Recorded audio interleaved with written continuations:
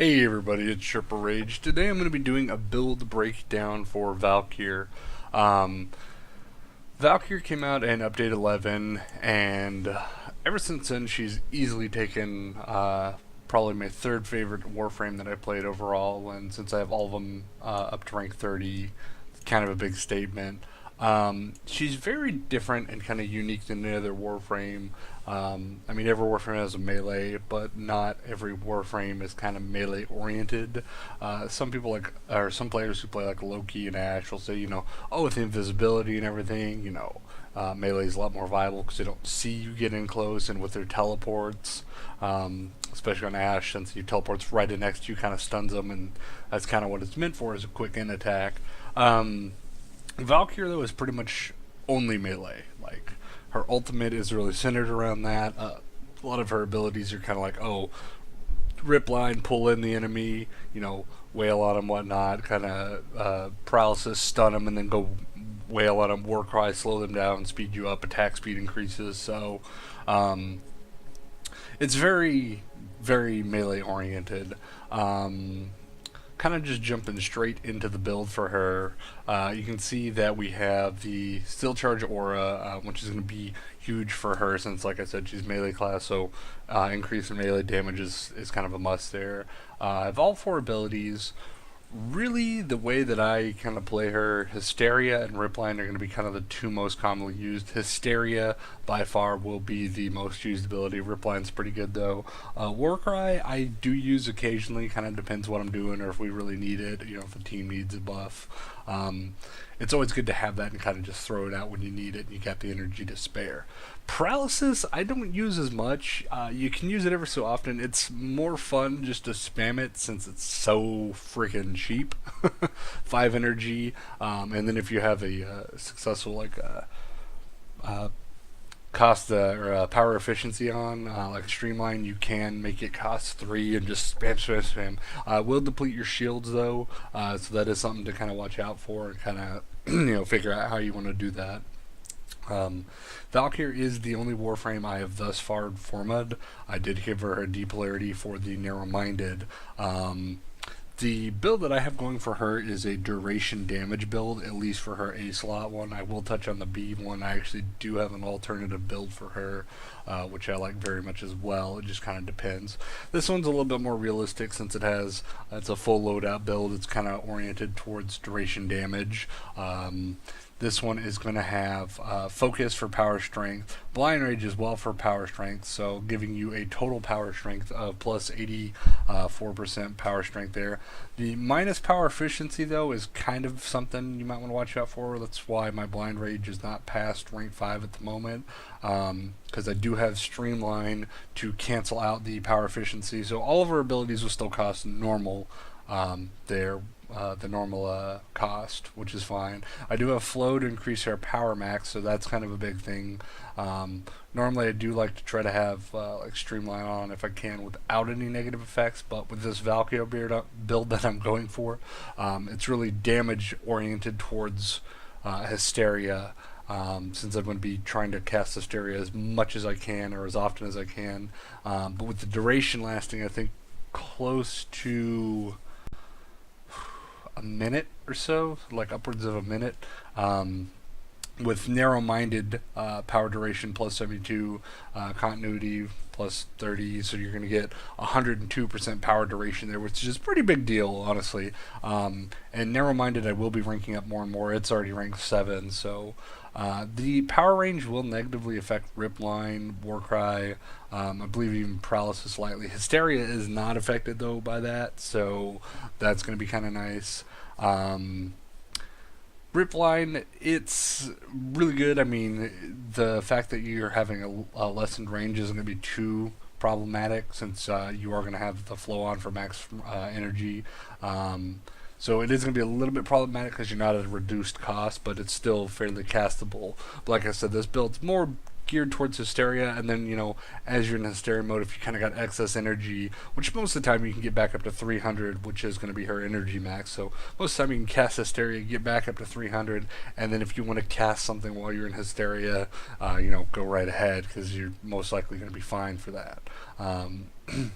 Now, touching on the B loadout that I have, this one is drastically different. You'll notice right off the bat, I do have an incorrect polarity one there. I have an energy siphon on instead of steel charge. The reason I'm doing this is this one is literally geared towards solo play a little bit more, so you're going to be generating your own energy. The duration also is actually a lot longer than the sort of standard build I have. The standard build I feel is a little bit more realistic. This one is literally just generate energy and stay in Hysteria as long as you can. So this is literally Hysteria only for the most part. I do have Ripline and Warcry equipped, but in this mindset, when you're playing this, it's just pretty much keep Hysteria up, keep going. Because I kind of built this one as an Oricon Volt run, so when you're running the derelict missions, running with a key or something like that, it's intended to just keep Hysteria going, keep going, keep going,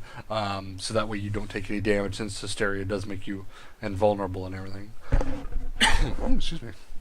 So we do have Ripline, Warcry, and Hysteria. We don't have Paralysis on. It's pretty similar build, as you'll notice. It's got Focus, Continuity, Narrow-Minded, Flow, Streamline. However, instead of putting Blind Rage on for additional damage, I put Constitution on. So the Knockdown Recovery, which is alright, not bad. It's a really good mod, but I'm like, that's not a huge one for me. But the Power Duration is a big thing. Now, since it is going to be the power duration of Narrow-Minded, Constitution, Continuity, you're going to get 130% power duration. So that is quite a bit more, 28% more than the standard build. So really, this one just keep Hysteria up and going as long as you can. As far as I know, there isn't a power duration limit. I know there's some with like max efficiency where it's like 75%. Which I forgot to touch on the other videos I was doing, especially with the Mag Prime and everything. But as far as I know, there's not a duration for there's not a limit to the power duration. So yeah, those three, Constitution, Continuity, Narrow-Minded, are really good for that. Today though, I'm just going to be just showing you the kind of the standard build here, the loadout one, if you will, because this is honestly the one I use more often than not. I pretty much use this in any instance except for maybe the Volts. I'll use the B loadout and stuff like that. So like I said, I am doing, the guns don't really matter so much, leveling up the Ogress and these guys. So these are all just guns I'm leveling. For the most part though, with Valkyr, since you're going to be, at least the way I'm playing it, it's going to be focusing on casting Hysteria and kind of just using your abilities a little bit more. You're not going to be getting as much XP for your guns. You will be getting a trickle down and stuff. So it's really best when playing Valkyr if you have like guns that you're already maxed out, or I mean, if you really don't want to focus on level, if you're focusing on leveling guns, she may not be the best. If you're focused on leveling her, then this build is great for you, especially after you like forma her like I did, because then you just Hysteria, Hysteria, Hysteria, and you just keep going. Pretty much, you get tons of XP from that. So I will jump into some footage here and show you guys kind of the duration build. Alright everyone, so here we go. Here's the Hysteria duration build that we got going. So as you can see, this will probably last close to up to a good minute or so. So right now you can see kind of slowly gaining energy and everything, which is not bad. Occasionally you'll get an orb, which will make a huge bit of difference, but yeah, like that. Once you're going up, with how long this duration is, it's not going to be huge damper if you don't get too much energy. For the most part, you should be okay, kind of going off what you initially get when you join a game, join a match type thing. Yeah, see, I'm still going. I'm already up to like 200 energy. You can occasionally, if you need to, you'll collect energy. So check that out. Yeah, max is going to be 300 for her, so you've got kind of that going. Typically with Valkyr, I do kind of stay near the pod, just because it's like, alright, you're kind of melee designed. You want to stay where things are going to get really close to you and, within arm's length. It's a little bit hard when you're just running around wide open area. So I just kind of stay where they're going to go, which is really what most people tell you to do on Z anyway. Stay at least near the pod. Occasionally though, you'll get a group of really, really high level people. Everybody kind of knows what they're doing, and they'll spread out. Everyone will watch the pod, but for the most part, they'll just be kind of everyone does their own thing, and once someone goes down, usually I see kind of people regroup and everything. But yeah, especially with the frame like Valkyr, you can kind of just go do things. So it's pretty nice. See, I've only cast, well, we're at wave 4 now, and I think started at wave 2, so it's casted it twice now. Yeah. Alright.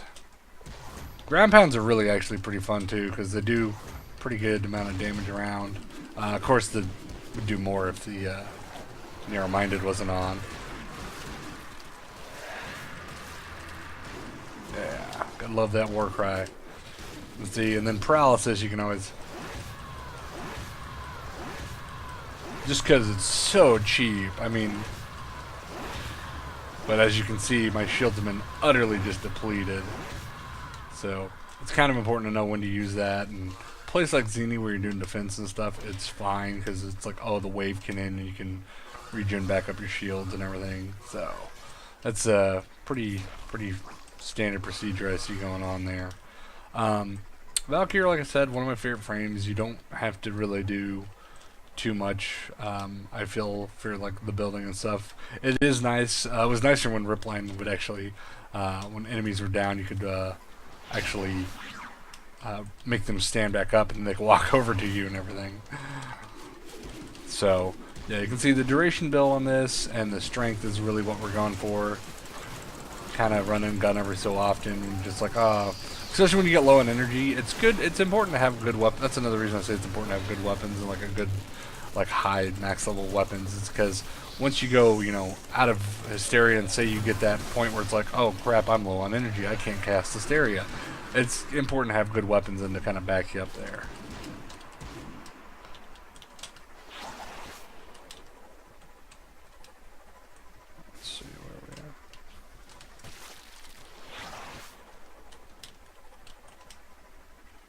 So yeah, I hope you guys enjoyed this, and you can see that duration is still going there.